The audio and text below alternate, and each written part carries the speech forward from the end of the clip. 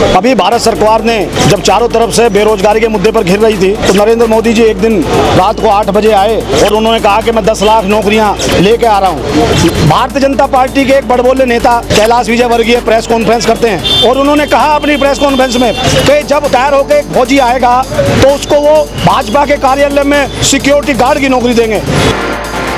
हम लोग प्रधानमंत्री से मांग करते हैं कि वो अपने नेता की करनी पर माफी मांगें देश से और उनसे निवेदन करते हैं कि ऐसे राष्ट्रद्रोही और देशद्रोही व्यक्ति को जो सेना का अपमान करता है, बार बार वो भारत का अपमान करता है, तो जेल भेजा जाए। वो खुले में छोड़ने लायक व्यक्ति नहीं है। नमस्कार, मैं प्रवेश राय, आप देख रहे हैं द न्यूज़ वाला नेटवर्क।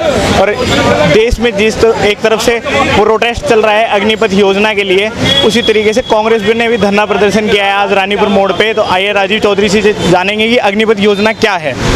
अभी भारत सरकार ने जब चारों तरफ से बेरोजगारी के मुद्दे पर घिर रही थी तो नरेंद्र मोदी जी एक दिन रात को 8 बजे आए और उन्होंने कहा कि मैं 10 लाख नौकरियां लेके आ रहा हूं। और उन्होंने एक स्कीम जारी की कि एक अग्निपथ योजना के तहत हम 4 साल के लिए सेना में भर्ती करेंगे। पहला तो सवाल हमारा इस योजना नाम पर है।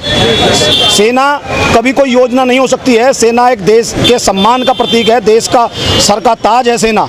उसको किसी योजना से नहीं जोड़ा जा सकता है, क्योंकि एक सैनिक जब नौकरी करता है तो वो तनख्वाह के लिए नौकरी नहीं करता, ना वो तनख्वाह नौकरी के लिए सेना में जाना चाहता है। उसके अंदर एक देशभक्ति का जज्बा होता है, उसके अंदर एक देशभक्ति की भावनाएं होती हैं। तो अपना सब कुछ न्यौछावर करके -40 टेम्परेचर में भारत की सीमाओं की रक्षा करता है। हम उसको किसी योजना के नाम से जोड़कर उसका बहुत बड़ा अपमान करते हैं। दूसरा, उस योजना के लाभ गिनाने के लिए भारतीय जनता पार्टी के एक बड़बोले नेता कैलाश विजयवर्गीय प्रेस कॉन्फ्रेंस करते हैं और उन्होंने कहा अपनी प्रेस कॉन्फ्रेंस में, पूरे देश ने दुनिया ने देखा कि जब रिटायर होकर एक फौजी आएगा तो उसको वो भाजपा के कार्यालय में सिक्योरिटी गार्ड की नौकरी देंगे। मेरी नज़र में और प्रत्येक भारतीय की नज़र में ये सेना का इससे बड़ा कोई अपमान नहीं हो सकता है। तो हम इसके विरोध में आज कैलाश विजयवर्गीय के खिलाफ हमने यहाँ धरना दिया है। हम लोग प्रधानमंत्री से मांग करते हैं कि वो अपने नेता की करनी पर माफ़ी मांगें देश से और उनसे निवेदन करते हैं कि ऐसे राष्ट्रद्रोही और देशद्रोही व्यक्ति को जो सेना का अपमान करता है, बार बार वो भारत का अपमान करता है, उसको के खिलाफ कानूनी कार्रवाई हो, उसको जेल भेजा जाए। वो खुले में छोड़ने लायक व्यक्ति नहीं है। कैलाश विजयवर्गीय एक ऐसे व्यक्ति हैं जिनको खुला नहीं छोड़ा जा सकता है। वो सलाखों के अंदर रहने चाहिए, तभी उनकी जबान पर कंट्रोल होगा। और उन्होंने जो सेना का अपमान किया, हम उसके विरोध में आज हम लोगों ने प्रदर्शन किया है। जैसे कि मोदी जी ने अपने इस बयान में कहा था कि रिटायरमेंट के बाद 11 लाख रुपए देंगे, तो इसमें आपका क्या कहना है? मेरा यही तो सवाल है। मोदी जी कभी ना तो उनका देशभक्ति से कोई मतलब रहा है, ना आज़ादी की लड़ाई से उनके परिवार का कोई रिलेशन है। मैं चैलेंज करना चाहता हूं, नरेंद्र मोदी जी अपने परिवार के, अपने दादा का, परदादा का, पिताजी का, किसी का एक फोटो दिखा दें जिसमें उन्होंने अंग्रेजों के खिलाफ लड़ाई लड़ी हो। तो जिसके खून में ही देश प्रेम नहीं हो, उस व्यक्ति से ऐसी ही तुलना की जा सकती है कि वो सेना के एक जवान को, सेना के जज्बे को पैसे से तोले। अगर वो कहते हैं कि 11 लाख रुपए कमाएंगे, सेना कमाई का जरिया नहीं है मोदी जी। मैं आपके चैनल के माध्यम से कहना चाहता हूं कि सेना कमाई का जरिया नहीं है। सेना में एक व्यक्ति तनख्वाह के लिए नहीं जाता है। सेना में अगर कोई व्यक्ति जाता है तो अपने प्राण देश पर न्यौछावर करने के लिए जाता है। उसके अंदर देशभक्ति का खून दौड़ रहा होता है, इसलिए वो देश की सेवा के लिए जाता है। पैसा कमाने के लिए तो कोई दुकान खोल ले, कोई भी व्यवसाय रोजगार कर लेगा, लेकिन सेना में नहीं जाता है।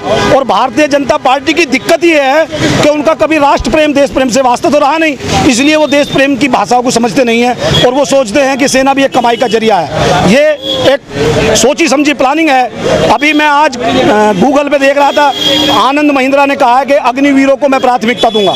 यही हमारा सवाल है, यही हमारी शंका है कि मोदी जी अपने मित्र उद्योगपतियों के लिए देश के जनता के पैसे से नौजवानों का भविष्य खराब करके सिक्योरिटी गार्ड तैयार कर रहे हैं। 4 साल की ट्रेनिंग कराकर सिक्योरिटी गार्ड तैयार कर रहे हैं। लेकिन इससे भारत का क्या नुकसान हो सकता है, ये कोई नहीं समझ रहा है। हमारे तरफ एक दुश्मन चीन खड़ा है, एक तरफ हमारे पाकिस्तान खड़ा है, चारों तरफ हम दुश्मनों से घिरे हुए हैं। और हमारी सेना की गुणवत्ता अगर खराब हो गई, कमजोर हो गई, तो कैसे हम दुश्मनों से लड़ेंगे? लेकिन मोदी जी को देश से मतलब नहीं है। चीन पिछले 2 साल से हमारी सीमा में घुसा बैठा है। मोदी जी कहते थे ना कोई घुसा है ना कोई घुसेगा, और फिर कह देते हैं कि चीन से वार्ता चल रही है। जब वार्ता क्यों चल रही है जब चीन नहीं घुसा है? तो अनेकों मुद्दे हैं। अरुणाचल प्रदेश में चीन ने गांव बना लिया हमारे यहाँ, पाकिस्तान रोज हमारे यहाँ ड्रोन से हमले कर दे रहा है। मोदी जी को इन बातों से कोई मतलब नहीं है। वो केवल और केवल सेना को एक उद्योगपतियों के लिए गार्ड के रूप में तैयार करना चाहते हैं। जो बच्चे पूरे देश में आग लगा रहे हैं, जिस तरीके से प्रोटेस्ट कर रहे हैं, आप उनको क्या कहना चाहेंगे, उनको क्या संदेश देना चाहेंगे? मैं आपके चैनल के माध्यम से उन तमाम नौजवानों को संदेश देना चाहता हूं कि ये देश की संपत्ति मोदी की ना तो मोदी जी की संपत्ति है ना भाजपा की संपत्ति है। ये हमारी आपकी संपत्ति है, उन नौजवानों की संपत्ति है। इसको नष्ट ना करें, आंदोलन करें, अपनी आवाज़ उठाएं, लेकिन एक अहिंसात्मक आंदोलन करें, गांधीवादी तरीके से प्रोटेस्ट करें और सरकार पर दबाव बनाएं। किसानों ने जिस तरीके से पूरे 1 साल से ज़्यादा समय बैठकर धरना दिया और बाद में मोदी जी को झुकना पड़ा, उसी तरीके से मैं निवेदन करना चाहता हूं हाथ जोड़ के सभी नौजवानों से कि हिंसा का रास्ता नहीं अपनाएं, केवल और केवल अहिंसा के माध्यम से अपनी लड़ाई को लड़ें। लेकिन एक सवाल मैं आपके चैनल से जरूर उठाना चाहता हूं, हो सकता है कि इसमें आरएसएस का भी कोई एजेंडा हो, वो हमारे देश के नौजवानों को बदनाम करना चाहते हो, और कई बार ऐसा देखने में आया है इस तरह के हिंसात्मक आंदोलन में भारतीय जनता पार्टी से जुड़े लोग ही आगजनी और पत्थरबाजी करते हैं। तो हो सकता है कि उन्होंने किया हो